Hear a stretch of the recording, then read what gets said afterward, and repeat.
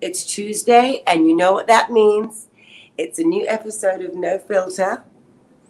As you know, February is Black History Month. But also, as you know, every month is Black History Month for me. I'm excited, and I'm going to say this word. I don't say it often. Yes, I'm excited to use this as an inspiration to celebrate the new Black talent in the fashion industry. Today's guests are part of YouTube's Black Designers Initiative. I mean, fashion is a very tough business, a very competitive business. We all know that. But my guests today have shown such resilience and skill and tenacity, strength and perseverance. They have dressed the likes of Michelle Obama, Lady Gaga, Beyonce, Gabrielle Union. They blend the lines of design, tech, diversity, and activism. I'm so looking forward for you to meeting them today and cannot wait for you to see this episode. Let's begin with the September American Vogue cover star. Yes. The Aurora James was on the cover of American Vogue September's issue, which we know is the most important issue of all Vogues. And of course has worked in fashion for many years. But that cover was titled Incredible Work of Activism, work that she has come up with and founded coming from the loss of someone that I'm sure many of us will then look to in many years as the Messiah of change, George Floyd. Aurora started and founded the 15% Pledge. This is something that has been long overdue, but what I absolutely am so happy to witness in my lifetime is how this young woman is getting people to put their money where their mouth is and take the action. So ladies and gentlemen, please welcome Aurora James. Aurora! Hi. Oh my gosh. Thank you so much for having me. It's so good to see you. That intro was really incredible. Thank you for your time. Where are you right now, may I ask? So right now I am in Los Angeles at home, in my home away from home. So West Coast. So yes. Are you going to stay in the West Coast for a little bit in the warm? Yes, that's what my plan is. I love New York. I'm a fierce New Yorker, but right now I'm in LA. Totally understand. And so, Aurora, I mean, what you've done, what you have come up with is something that will go down in history. It's something that, you know, many people have tried in many different ways to get communication, a lot of communication going. It's sad what it's taken to get there. Yeah. But it's there, and that's what matters. And what really matters is that it's going to stay there. Right. Please, can you tell us how you came up with this idea of the 15% pledge and the journey that it has taken you on? All right. So I'm going to be like very candid with you about all of this. So, you know, I had no intention of really launching this sort of initiative. And when George Floyd was murdered and everyone was protesting, to be honest, I was like, I need to protect my emotional capital and I need to stay home and protect my spirit because we were all already going through so much, you know? And what was happening was I was seeing all of these like messages on Instagram where these businesses were posting like, we stand with you, we support you, like all this stuff, right? And I was reading it, but I absolutely was not feeling it. And I for sure was not believing it, right? Mm-hmm. So, you know, and people were calling me like, what should this company do? What should this company do? Or like, I'm working with these people, what should they do? And for me, I was like, all of them are doing nothing. Like a one-time donation is nice because nonprofits need that, sure. Yeah. But that is not going to solve our problem. Yeah. And unless we have economic equality in this country, or even small steps towards economic justice, we are not going to be able to succeed as a people, period. And so if a company like Target, wants to say that they support and stand with Black people, I need them to put their money where their mouth is. And that does not Absolutely. That does not look like a $10 million donation, because I'll tell you what, Black people in America spend more than $10 million at Target in the first hour that it's open. As Black people spend more than 10 million at Nike. Totally. So, someone said to me, like, so what would it take? Like, what would it take? What would it mean to you to feel like they were actually supporting you? And I was like, shelf space. Black people are almost 15% of the population in this country. These retailers should make sure that Black businesses are getting a minimum of 15% of the shelf space. That's actual participation. That's actual investment. That's actual opportunity. That's access. And that's the access that we have not had. And growth, and giving those that have never been able to get the opportunity to get even out there a place to be. Oh, absolutely. And a platform to stand on. Yes. And I wrote it out, literally wrote it out on a piece of paper, wrote it out on my phone, and I posted it on social like an hour later, as soon as I had the idea. I didn't ask anyone. I didn't phone everyone to get a consensus. I just said, this is what I need, as a Black woman and as an entrepreneur. And then you yourself, you are an incredible shoe designer. Thanks. Has that taken a back burner, or you've been able to balance the two? Great question. I'm so grateful that I just managed to finish another collection, which is amazing. But, over the summer, I didn't really have that time. I didn't have that time. I was working literally 80 hours a week on the pledge, and I still am. We're hiring 7 people this month at the pledge, and I'm hiring 3 people at Brother Bellies. So both of them are really growing, and I'm grateful for that. And I'm an artist first and foremost. But I'm also someone with a platform, and therefore I need to be an advocate, because Aurora, once we have that. Me being a Brit, are we going to take it across the Atlantic? It needs to be. That's the plan. Here, anything I can do. Yeah, absolutely. Anything you need from me. That's what it's about. It's about advocacy, and it's about people understanding. We're not a trend. We never were a trend. And now we're going to stand and be who we are, who we've always been, with integrity and with calm. Yes. And we deserve so much of the same. It's anyway, it's all mind-boggling for me. We're staying in the positive. We're getting what we deserve. Getting what we deserve, and we have long-term contracts, because all these companies that take the pledge is long-term contracts. So let me ask you, any brands that came out and really surprised you? Sephora doing it so quickly really surprised me. They did it in the first 10 days. Who was that? Sephora. They did. They really surprised LVMH. me. And they've been really diligent about it, and really supportive. Well, I think in the beauty industry, you really have to be, because beauty is in all shades. I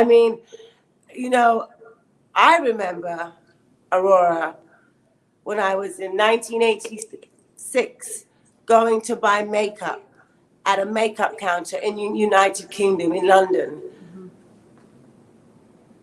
One small booth. I don't even say booth.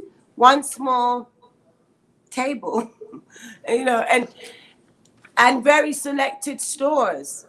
So with beauty, it makes sense. I could understand why Sephora would jump in and say yes, because as they know, it's Asians, it's Blacks, it's Hispanics, it's all shades of the globe. Totally. So where were you born and where were you raised, and how did you grow up? Oh my gosh. So I was born in the suburbs outside of Toronto, a place called Guelph.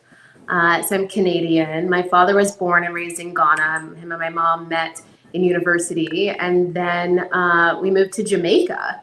And I was raised predominantly in Jamaica. I came to the United States when I was 23. Oh my gosh, Kingston and Ocho Rios. Oh my goodness.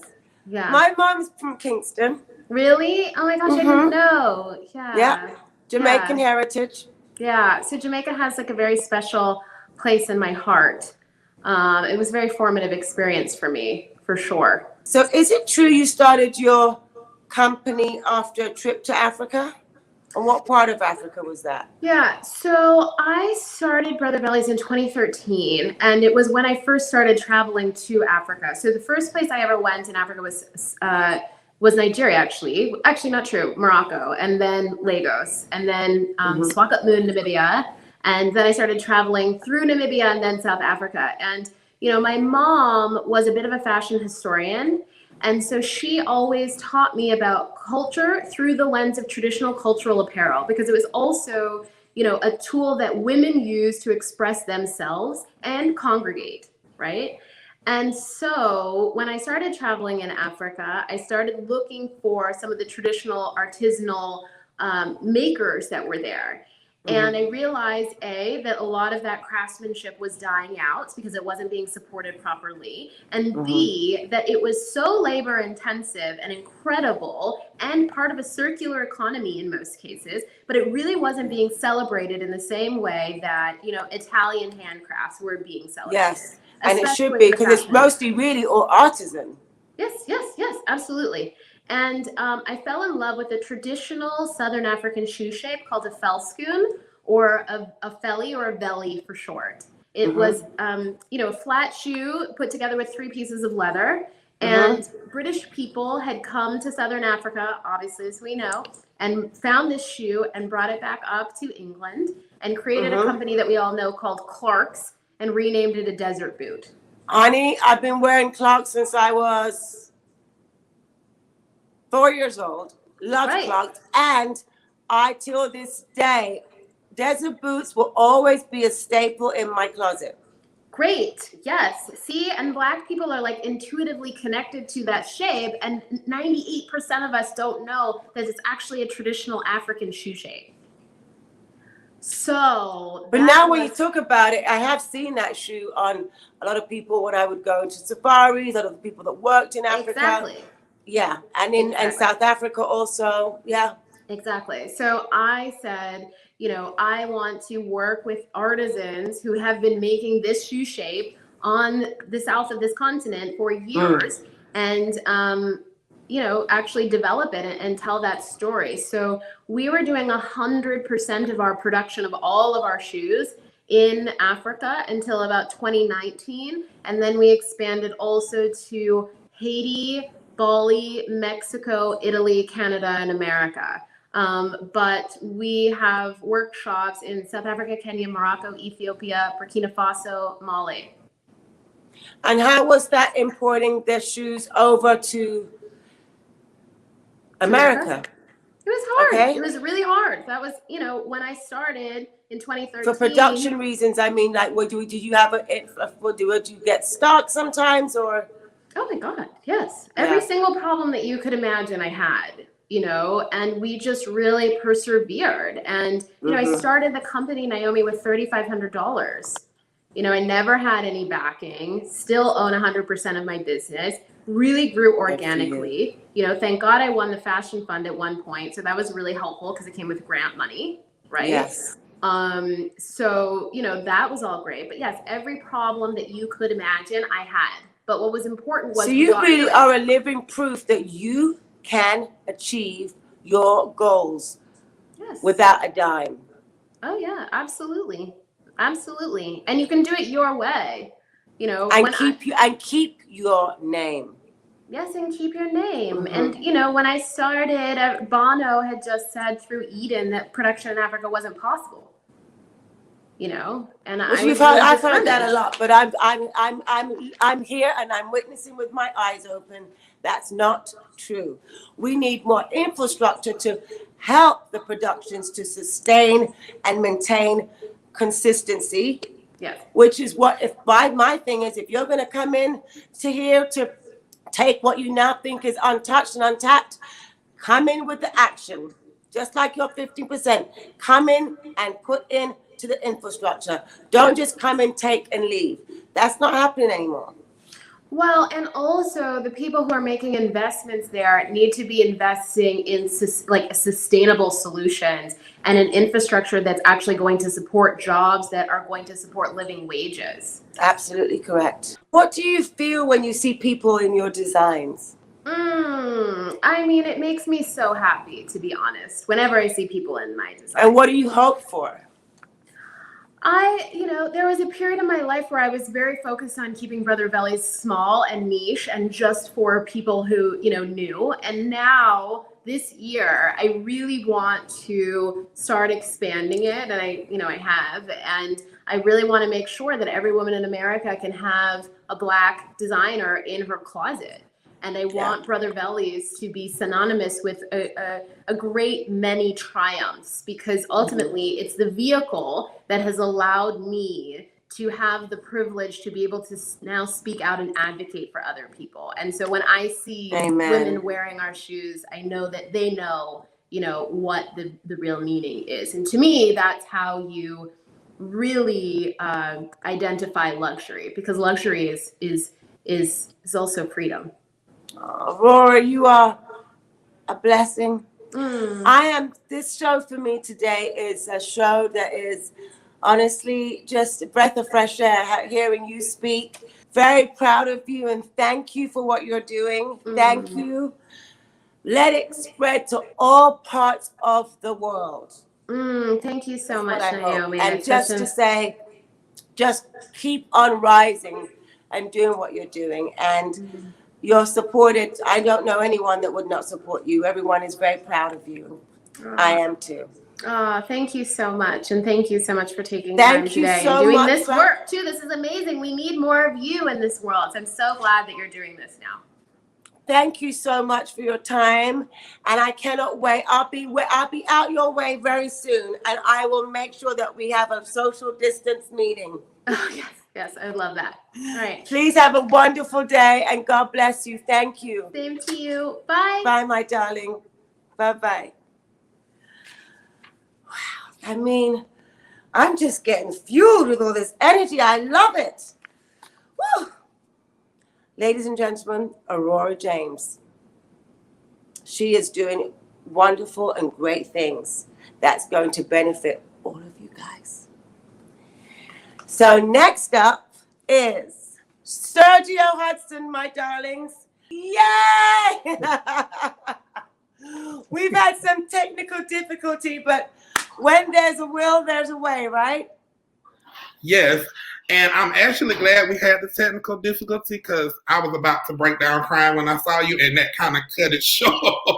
Oh! Yeah, it's the moment. Sergio, thank you for your patience, and we are here. Yes, we are. Like, I'm in another world right now. I'm gonna try to focus. Sergio Hudson, first of all, I just love your necklace. Oh, thank you. Because that's the continent that I'm on right now. Amazing. I want to go one day. You will be coming here one day. You will be. First of all, purple. You can go back many, many moons in my interviews. Purple is my favorite color. I know. you know. And I was just like, what is that outfit? And I mean, you blew us away at the inauguration. Michelle Obama, our first lady, looked incredible. Oh, thank you so much. How was that for you? I mean, did you have to keep it a secret? Obviously. I mean, when you actually saw her come out with your creation, how did that feel? The crazy thing is, I was in DC that day because we dressed Vice President Harris for the night affair, which was supposed to be the inaugural ball. So I literally had to make her coat the weekend before the inauguration, and I flew it to DC. So we had made Michelle's outfit like a month before. So I had honestly, like, it was in the back of my mind until the stylist texted me. I was touching down in Philadelphia for my connector, and I found out with everybody else. And so I went into the lounge. You know, you go into the lounge because I was like, okay, I want to see. And I was there with everybody else watching at the same time. And everybody in the room like audibly gasped. And I gasped with them because for a split second, I forgot I made the outfit. I was like, oh my gosh, she looks so good. And then I remembered, oh, fool, you made the outfit. And I was like, so you made the outfit for our vice president and our ex-first lady, Michelle. That's incredible. Thank you. How proud you must be, your family. I definitely am. Everybody is really proud. I mean, Sergio, what was going through your mind, the vice president and the first lady, Michelle Obama, because we still always call her first lady. Yeah, I mean, we all do. You know what? I feel like when I entered this business, I knew it was going to be a tough road ahead of me. So I've just kind of had my head down for so long and working. And sometimes when you reach those benchmarks, you don't even realize it. It's like I woke up the next day and like, okay, this is a bigger deal than anything I've ever done before. It was like I knew spiritually in that airport that day when those people gasped, I knew it was a change. Like I could almost feel it spiritually. I don't want to be like too hooky dooky or whatever, you know, but I just felt a shift in the spiritual realm in my career. And I was like, okay, this is different.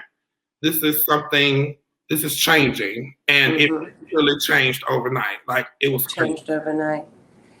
Tell me everything. I mean, did they reach out to you? How did it go? Or did you have a fitting or did you make it from measurements? Well, what happened? Well, especially because of COVID, and then with political figures, it's a little bit different than working with celebrities. A lot of times you don't get in-person fittings. So you make it to their measurements and then their team fits it and you give notes. And so that's kind of how that worked. But her stylist, Meredith Coop, reached out to me. We're very, like, she's a big supporter and she supports a lot of up and coming designers and designers of color. Well, she's a wonderful lady. I mean, she's just an incredible lady with the choices that she makes, Meredith. It's like she's an institution within her own right. Yeah, she just really and giving support to this new young. Yeah. And she gave me the opportunity. She was like, do you want to dress her for inauguration? I was like, yeah. That's wonderful. Yes, it was amazing. So now you start from the beginning. Where were you born and where were you raised? I was born in a small town called Ridgeway, South Carolina. Very southern town. You can hear it in my accent, I'm sure. I can hear your accent. Yes, it's charming. Thank you. But yes, very small town. My grandfather was a former sharecropper. My father is a factory worker. And my mom was a tailor. So that's where the interest in fashion came from. So did you see mom? Was she at the sewing machine? Was it? She was, but it was. My mom still is a diva. Like I live in a really, really small town, but you know, we were a very fashion obsessed household. You know, it's crazy that I'm even speaking to you because I just remember growing up at a very, very young age. I became obsessed with fashion because it was always Vogue magazine around. It was always, you know, something to do with fashion going on. And I was like 5 years old watching CNN Style. Mm-hmm. And I knew at that age that I wanted to be a designer. So. And your parents were also supportive. Obviously, it was already in the blood. Very supportive. You know, growing up, I became attached to Azzedine Alaia. I became attached to Gianni Versace, Terra Mugler, and Gianfranco Ferré. They were like my patron saints. So I was all the greats that know how to cut. Yeah, so that's why I remember watching this specific interview because Alaia never did interviews. So when he did it, it was always a big deal. Yes. And they were interviewing him for like fashion television. And you could tell he was barely into doing the interview, which I love, but that was watching him work. And I at that moment, I knew, I said, I have to learn how to make my own clothes because he's doing it. I call him like dad because he kind of fathered me. Him and Johnny Versace were like, to me, fathers, because I molded myself after who they are and were. And to be honest, I know I wouldn't be what I am as a designer if I didn't get exposed to that at a young age. So that was how this little young boy from South Carolina became obsessed with fashion. It's always TV, it's always magazines, and you always see these people, and they influenced me so directly, for sure. What was I love that you look at Azzedine as dad. I call him Papa. And always heavily in my heart. What was your first big break? My first big break, I would say, I had a lot of breaks, but my breakthrough, we dressed Kendall Jenner for her 20th birthday party, and that was what got me out of South Carolina. After that, I would fast forward a few years, and back to Alaia. He passed right before the fall season came out, and I had a whole nother collection that I did, and I scrapped my whole collection, which drove my team crazy. And I did a collection in tribute to him. And that was like my collection that kind of took off. And J-Lo bought the whole collection, and she wore several pieces from the collection. And that's kind of what put me on the map and let people start knowing who I was as a designer. And it was the first time I really became free, because I just was doing this in tribute to him. So I didn't care what anybody thought. I didn't care what the trends were. I didn't care if I was going to sell. I just made this collection. And it was like, I have to do something, because I wasn't connected to him. So, you can see his influence, and the influence of that era in my clothing in general, even the monochromatic. I love structure. Yeah. I love structure, and that's what I see in your clothes. I came in the industry kind of through a back door, just because I didn't have the access to go directly to New York and to have the traditional route into the industry where, how that goes. So I decided, I said, if I go to LA, it's not a lot of ready-to-wear designers there. I can be like a unicorn there, because nobody makes like suits and, just day dress. And so do you live in LA now? I live in LA now.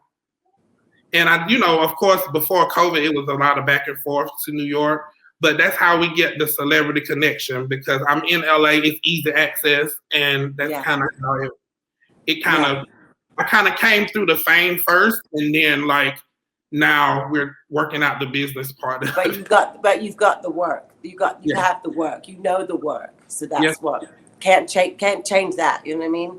Mm-hmm. What is your biggest hurdle facing your business right now? I think definitely always financing and the connections. And I've had a lot of, and I don't like to, cry about the race issue a lot, but it's definitely been a barrier for me, just because I feel like people, when they look at me, they don't assume that I would make these beautiful tailored pieces for women, or, I'm just an American sportswear designer, but I feel like people expect something else from me, as far as I remember early in my career when I first moved to LA, I went to this specific boutique and I showed them my clothes, and they told me, your clothes are really nice, but we don't buy these type of clothes from here. Your clothes should be more urban. And it was like my first clue that, okay, they're expecting me to design a certain way because I'm Black. Oh, really? Yeah, I never realized that until that moment, because I just grew up, small-minded, low energy. Yeah. No innovation from them, obviously. Yeah. What is your life like right now? It's crazy.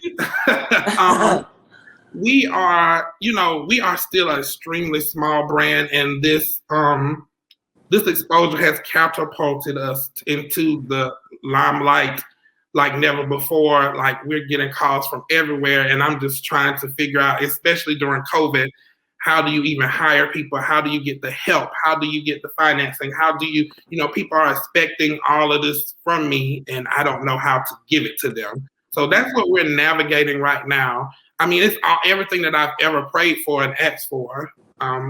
So I know God is going to provide a way. Just sitting here talking to you today is so rewarding. And I'm thrilled. I really am. I hear you got 3 kids, Sergio.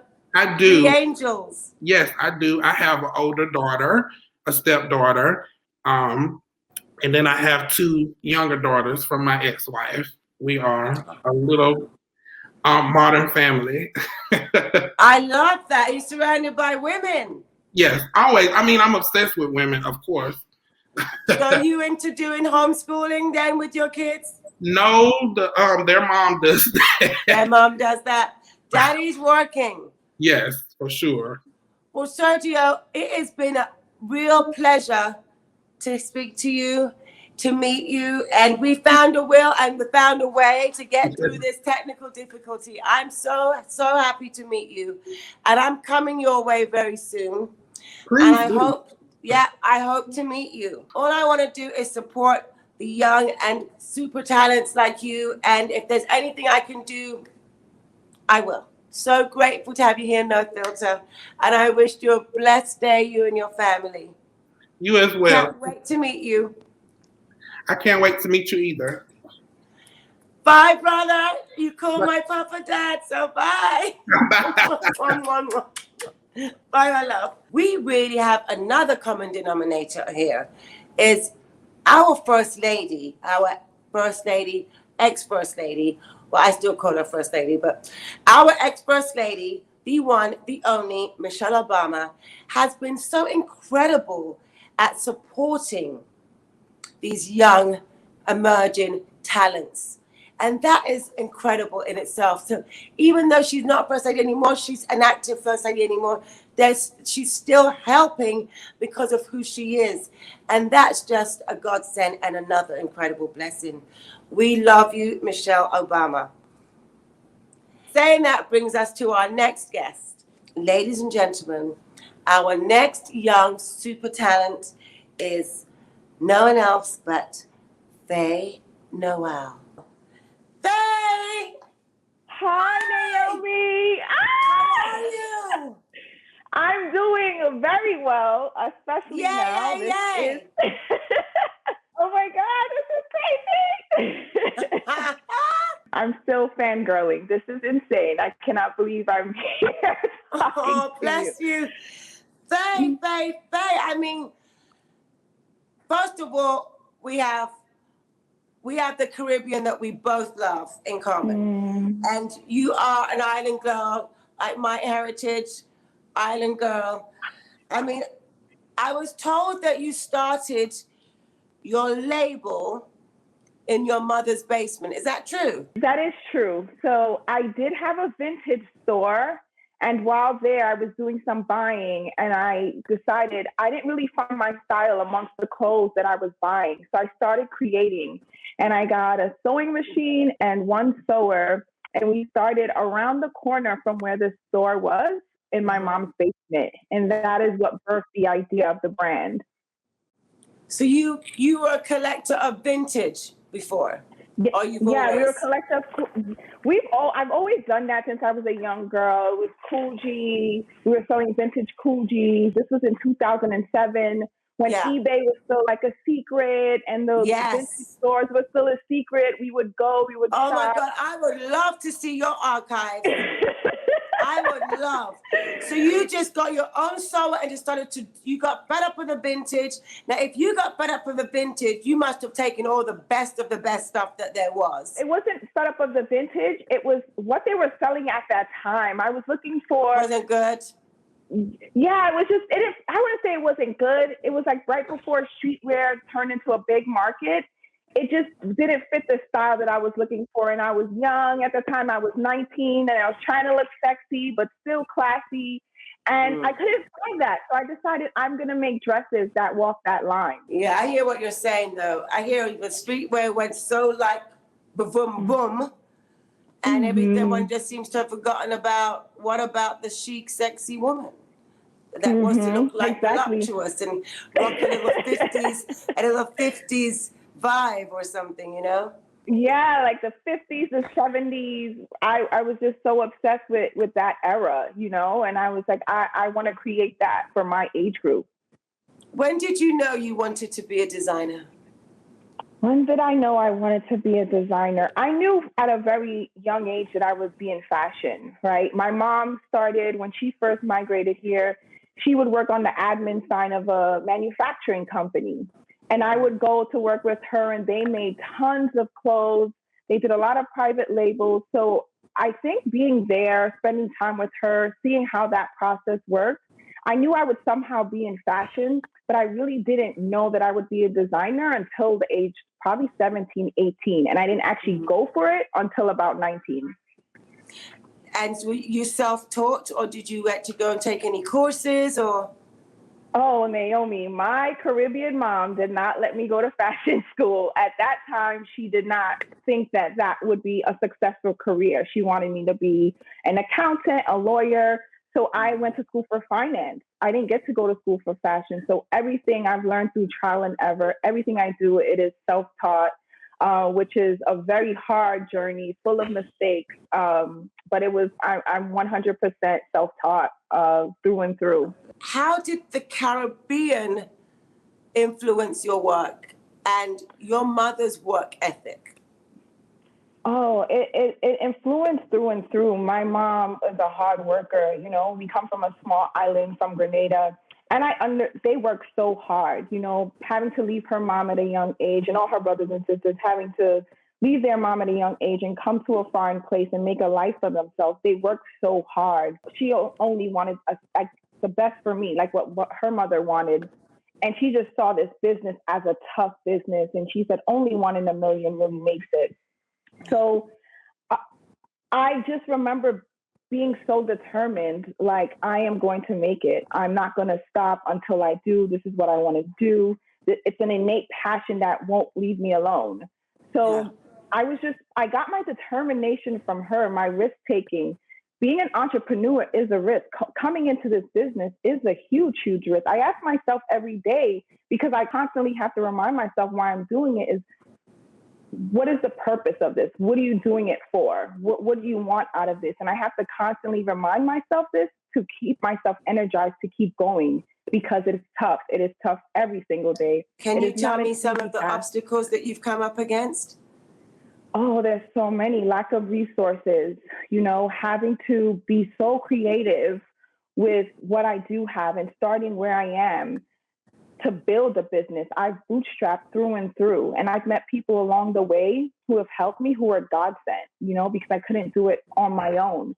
And one of the number one things in not having the financial resources to create. So you have to get super creative. You have to work with what you have. And that, I say, would be the top. And then on top of that, trying to break into the industry so much that I have to say, you know what? I am really going to put on for my Caribbean heritage, and I'm going to talk to them, and I'm going to create collections for them, because I know it was easier for me to be able to speak to where I'm from than trying to break into an entire industry. And we need it. We need that. Mm-hmm. What was your first big break, Faye? Oh, there has been so many amazing things, but I would say what comes to the top of my head that made my family respect what I've been doing all these years is Michelle Obama walking across the stage in my beautiful pant and top. That news got to Grenada in 0.3 seconds. My grandmother keeps that picture by the side of her bed. Suddenly, I'm like, oh, you're really a big time designer. You know, there's so many. Being in the magazine that you were on the cover of, they were just like, oh, you were. What is it? We always want to please our grandmothers. Our grandmothers our grandmothers. I mean, I've got one grandmother left, but my grandmother, my mother's mother too, For me, it meant more to please them than Mm-hmm. anybody else. They're tough cookies, you know. My grandmother, for the first time, saw what I did as respectable. My mom, my family, they're like, wow, this is for real. You're really making a life for yourself. And it took so much of me working hard to be able to prove myself. So besides to the world, it was more my family, you know, they're all tough cookies, and they didn't see fashion as a vehicle or an avenue to create a legacy. And I've turned their whole view of fashion around on that, which is so special and dear to me. As well as our wonderful First Lady, Michelle Obama, wearing your top and pants. What was it like seeing your clothes on Beyonce, Gabrielle Union? I mean, how does it feel? It feels kind of like how this feels. It's like, is this really happening? Is this real? You know, I woke up one day and I decided I'm going to make women feel beautiful. And I didn't even know that it would get to the point where I would be dressing all these amazing women, you know, these women who also worked hard, who I've admired for such a long time. Being able to, it's a sense of pride to be able to see that. It's like, I remember when Beyonce was wearing my things and I would never see a picture. And I remember the first time I saw a picture, I remember seeing Gabrielle Union just looking effortless and beautiful. And I'm like, this is what it's all for, right? Like, I just really want to make women feel powerful and strong. And it's really the woman, right? The clothes is just an accent to that, or an accessory, but it feels amazing. Like, it's never going to get old. I'm always, even just seeing regular women just wearing it to an event, it's still just, I get that same amazing feeling all the time. Like, wow, this came out of my head and people appreciate it and see it the same way. What was it the hardest part then of building your business? The hardest part of building my business is being able to really create a signature look.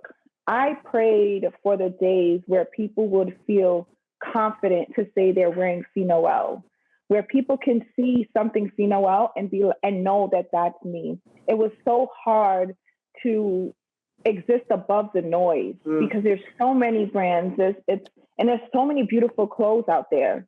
So being able to exist above the noise and really carve out a specific market for myself and a niche that resonates with women was the hardest thing for me to do.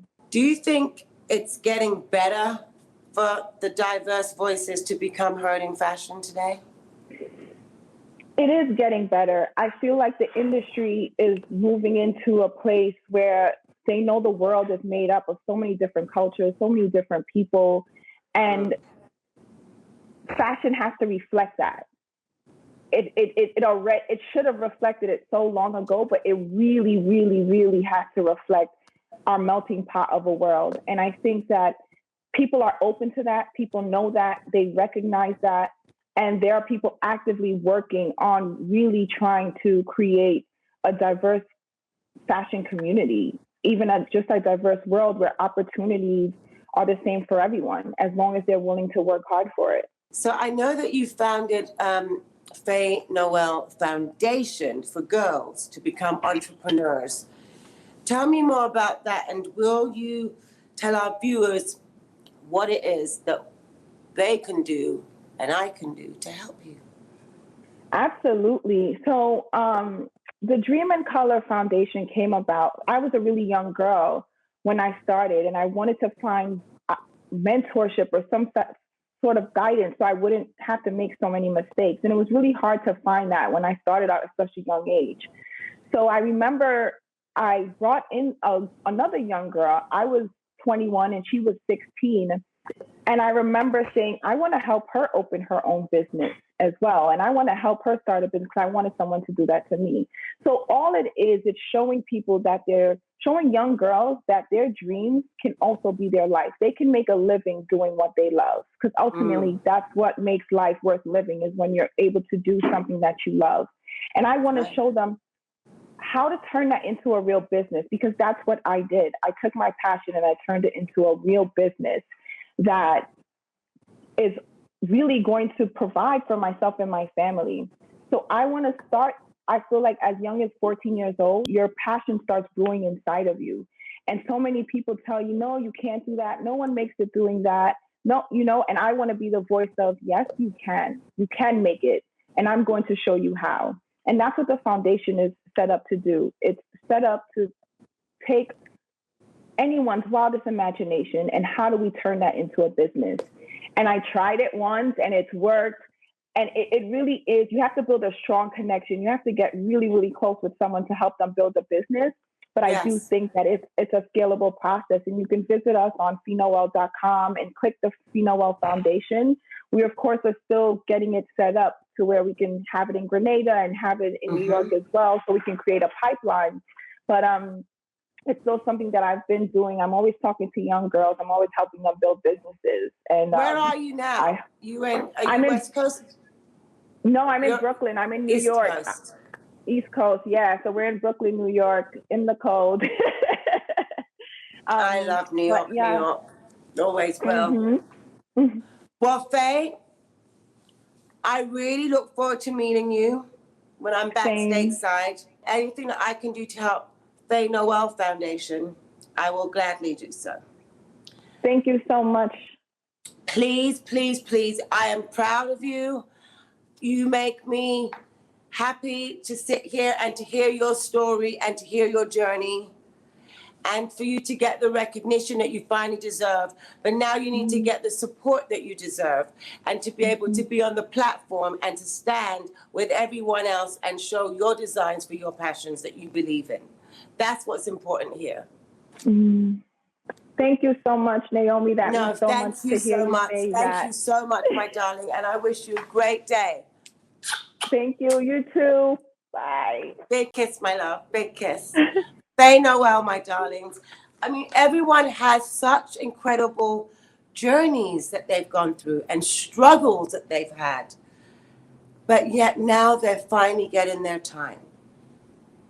We have to support those that we can. We have to support each other.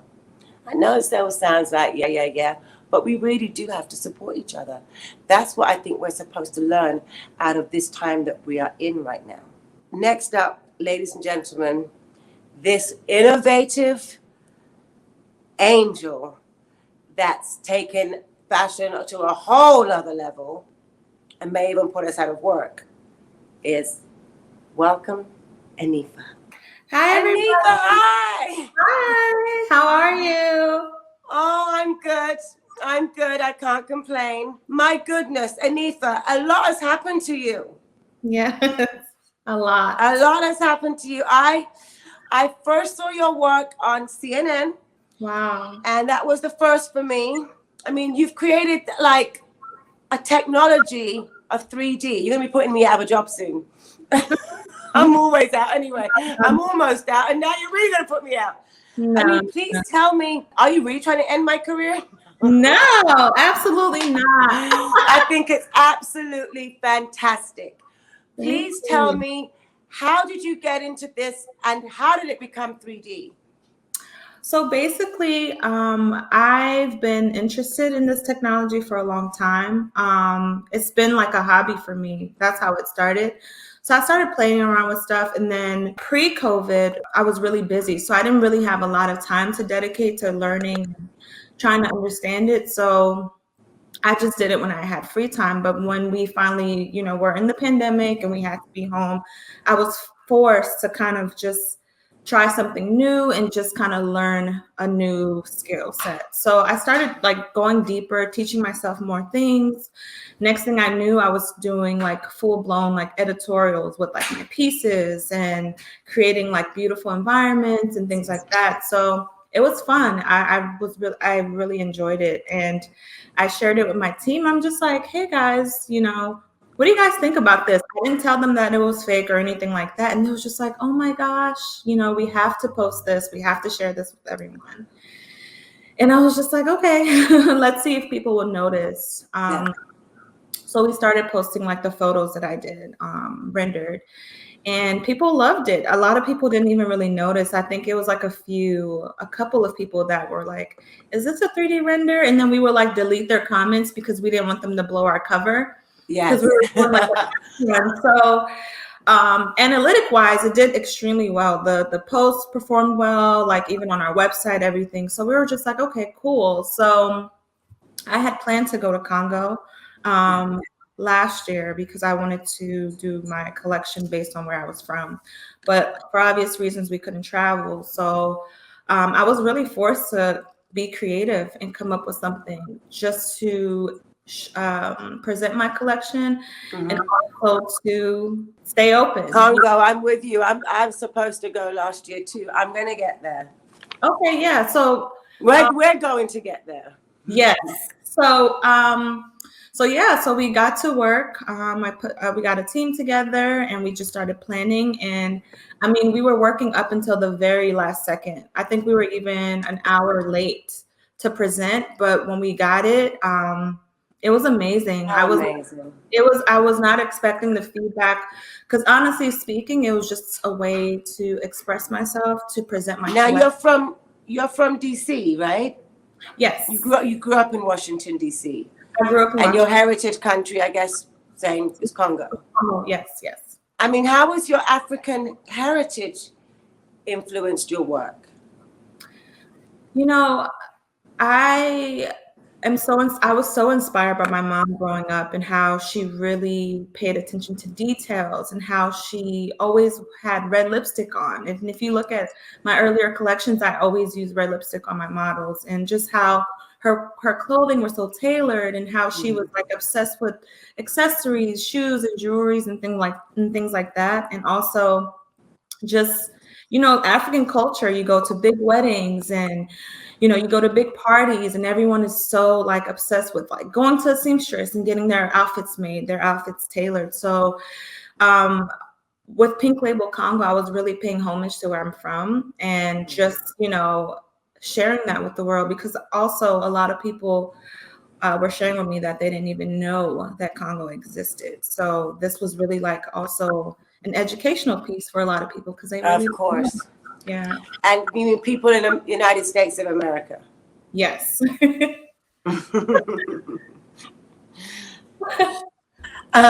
So it took you a few years to get the courage to start your fashion label. Is that true? Yeah, it did. But I mean, with all that you just said about your mother, what an inspiration. I mean, what an amazing inspiration to have. Yeah, absolutely. I didn't grow up in New York or Paris or Milan, fashion capitals. So you don't really see too much of it here. But I think that's where the challenge came from because, I didn't go to Parsons or the best design schools. I was just pretty much self-taught. So, really, I have to constantly I'm always in the state of like pushing myself, encouraging myself to just keep going, moving forward and just chasing after my dreams and what I really want to do. And family was supportive, mom supportive? Early on, no, because, African culture, it's about getting the degree first. Yes. So I actually dropped out of school and they were just like, what are you doing here? But I had to kind of prove myself to them and, they came around and they're very supportive now. So when did you start to believe in yourself and how did you find the courage to finally do it? It really started when, I was in a really, really bad place in my life at this time. And I think this had to have been like 2011.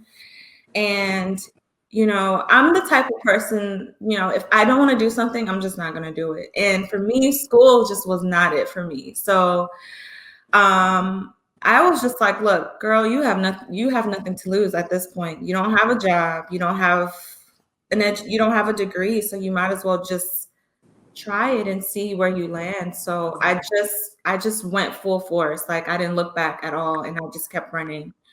And here we are.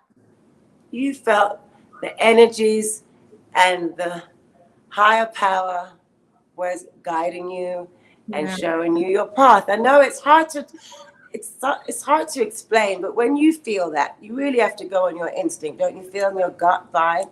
Yeah, always. And it's never stirred me wrong ever. So I should always listen to your gut vibe. No, never go against it because it will always steer you right. Right. So you are self-taught. Yes. It's fantastic. We love that self-made woman. Yes. For me, I loved seeing Zendaya on the cover of InStyle and Real Design. I thought it was, she's always radiant and beautiful. But I mean, I can't imagine, how did you feel seeing Zendaya on the cover of InStyle in one of your creations? I remember screaming because I was just like, wait, this is Uh-huh. crazy. You know, I mean, it's like a designer's dream. You know, your first cover is just like that moment where you're just like, wow, like you could take like a deep sigh, like it was worth it. Mhm. That moment just made it so worth it, and just incredibly grateful and just happy that, you know, we were able to get to that point. But I just want to say, I am so proud and happy to be here in 2021 to witness you. Oh, thank To you. witness you and coming up as a model. When I started, we just did not have many of us as designers at all. And if we did, they were always struggling, not support on the mainstream. So and to come up with a whole new way and design and technique, I'm so proud and so happy and so grateful that you could give us your time today on No Filter. I look forward just to seeing more.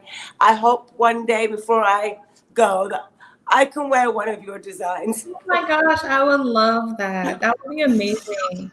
Can I ask you a question? Is that okay? Of course. Okay, so you work with, I mean, the best prolific designers in the world, globally, all of that. What would be some advice for someone like myself trying to navigate through this industry? Stick to what you want to do. Do not let anyone come and change you or water you down. Stick to your convictions. Of course, you want to make a living from this. Yeah. So you have to find a way where you can find the balance of you want your customers, Right. but you want to keep what kept you special to begin with. Yeah. And that's a balance that you have to find to maintain, to keep true to your integrity. Do you know what I mean? Yeah. So that's what I would say to you, because you have set yourself apart in a zone that many are not able to do. So, you know, you're going to get to dabble in a whole lot of futuristic technology and things that, you know, others are just coming into the world of fashion in terms of sustainable materials. Right. So I just cannot wait. I'm just going to be sitting here with my popcorn, ready to watch it all. It's really.